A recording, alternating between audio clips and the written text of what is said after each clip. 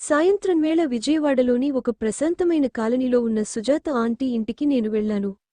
గతంలో ఆంటీతో జరిగిన ఒక ఆసక్తికరమైన సంఘటన గురించి నేను చెప్పాను. ఆ వీడియో చూడని వాళ్ళు ఉంటే డిస్క్రిప్షన్లో లింక్ ఉంది. ముందుగా అది చూస్తే ఈ కథ ఇంకా బాగా అర్థమవుతుంది. ఆ రోజు సుజాత ఆంటీ నన్ను ఆప్యాయంగా పలకరించి, ఈరోజు రాత్రి ఇక్కడే భోజనం చేసి వెళ్ళు అని చెప్పింది. ఆమె మాటల్లో ఉన్న ఆప్యాయత నాకు చాలా నచ్చింది. నేను నా గదికి తిరిగి వచ్చాను. ఫ్రెండ్స్కి మాత్రం ఆంటీ ఇంటికి వెళ్లిన విషయానికి చెప్పలేదు. కొంతసేపటి తర్వాత సుజాత ఆంటీ నుంచి ఫోన్ వచ్చింది. అరవింద్, వస్తున్నావు కదా? నీకోసం చికెన్ కర్రీ చేశాను. చపాతీలు కూడా చేస్తాను అంది. నాకు ఆశ్చర్యంగా అనిపించింది. నాకోసం ఇంత ప్రత్యేకంగా వంట చేస్తున్నారా ఆంటీ అని అడిగాను. నువ్వు వస్తానన్నావు కదా, అందుకే అంటూ నవ్వింది.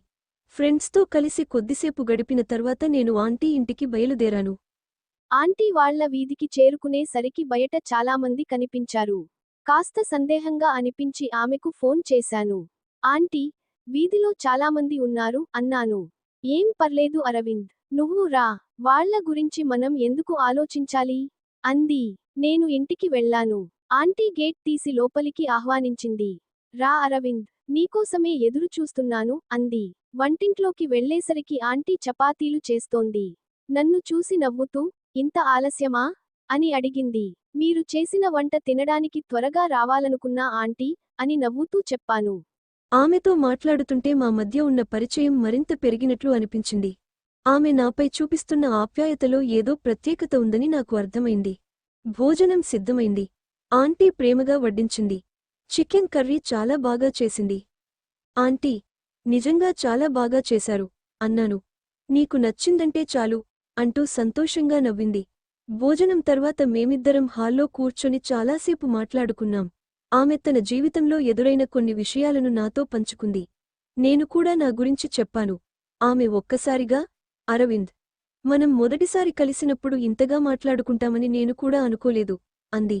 నాకు అలాగే అనిపించింది ఆంటీ, కానీ ఇప్పుడు మీతో మాట్లాడితే చాలా కంఫర్ట్గా ఉంటుంది అన్నాను. ఆమె నవ్వుతూ, కొన్ని పరిచయాలు మొదట చిన్నవిగా మొదలవుతాయి, తర్వాత అవే మన జీవితంలో ప్రత్యేకంగా మారతాయి అంది. ఆ మాటలు నాకు బాగా నచ్చాయి.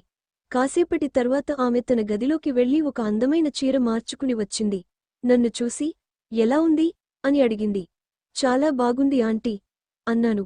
ఆమె నవ్వుతూ నా దగ్గరికి వచ్చి కాసేపు మాట్లాడింది. మా మధ్య ఉన్న ఆప్యాయత ఆ క్షణంలో మరింత స్పష్టంగా అనిపించింది. నువ్వు అప్పుడప్పుడు వస్తూ ఉండు అరవింద్.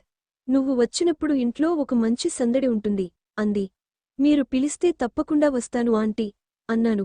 ఆమె నవ్వి, అయితే ఈ మాట మర్చిపోవద్దు అంది. ఆ రాత్రి మేమిద్దరం చాలాసేపు మాట్లాడుకుంటూ, నవ్వుకుంటూ గడిపాం. మా మధ్య ఉన్న స్నేహం క్రమంగా ఒక ప్రత్యేకమైన అనుబంధంగా మారుతోందని ఇద్దరికీ అర్థమైంది.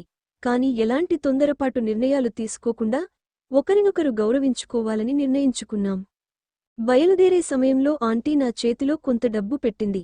అవసరం వచ్చినప్పుడు ఉపయోగించుకో అంది. ఆంటీ, నాకు ఎందుకు ఇస్తున్నారు అని అడిగాను. నువ్వు నాకు మంచి స్నేహితుడివి, అంతకంటే కారణం అవసరమా అని నవ్వింది. ఆ మాట విన్నాక నాకు చాలా సంతోషంగా అనిపించింది. ఆ రోజునుంచి మా మధ్య అనుబంధం మరింత బలపడింది. అప్పుడప్పుడు ఆంటీ ఫోన్ చేసేది. నేను కూడా సమయం దొరికినప్పుడల్లా ఆమెను కలిసేవాడిని.